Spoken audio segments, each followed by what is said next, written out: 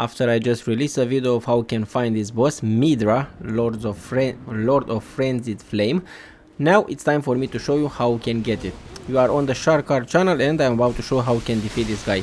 And yes, the first phase is something that you're gonna defeat in a few seconds. I'm gonna use only 2 things in order to defeat the main boss from this area, and you can switch between them or you can just use only one.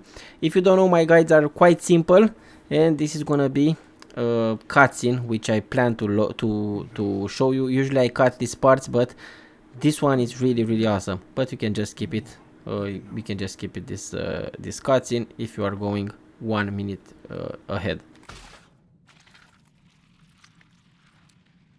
I ask you forgive me, dearest Nanaya.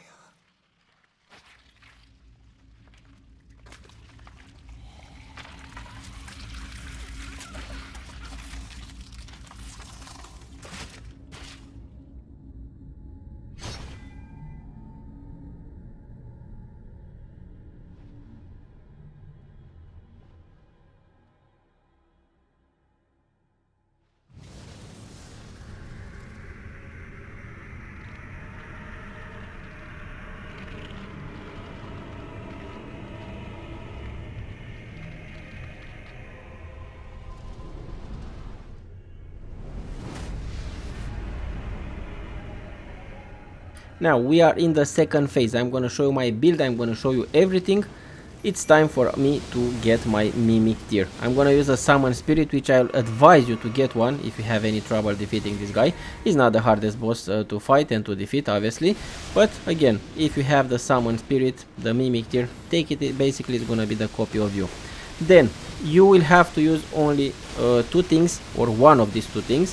One is gonna be the impenetrable thorns. Not sure if I pronounce it right, but this is something really strong. And by the way, even though it has been nerfed, I think, I'm not sure if this thing has been nerfed, I'm with the latest DLC, latest update actually, and still it's very strong. Or you can just use this, the blasphemous sword. I'm probably guessing most of you have it.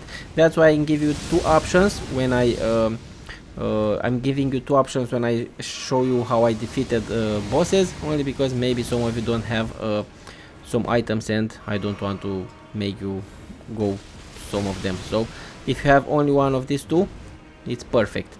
Or you can just take something that is having quite a big range, a weapon with a special skill that has a big range. Don't stay too close to that guy, because that madness is gonna take you a lot of life. Be sure to put most of your flask into the health, so you can regen your life, not your mana. So something very important again. It's quite easy to dodge, even though I didn't dodge it very well. It's quite easy to dodge, and it's not a hard boss if you're gonna stick to these items. I'm talking about the blasphemous sword and and those thorns. Definitely you will defeat him in no time. Also, let me show you all the armor that I'm using and every single item that I have. I have to admit, some of the talismans that I had were not good for this fight, so I will switch to the ones that I think you should get. I don't know, I forgot to change my talismans. And also the armor, it could be a little bit stronger than this. So this is the sword. If you have this one, trust me, you're gonna do a lot of damage and you're gonna get some health back. The blasphemous blade, and the second one is gonna be, this is the azure glintstone stuff.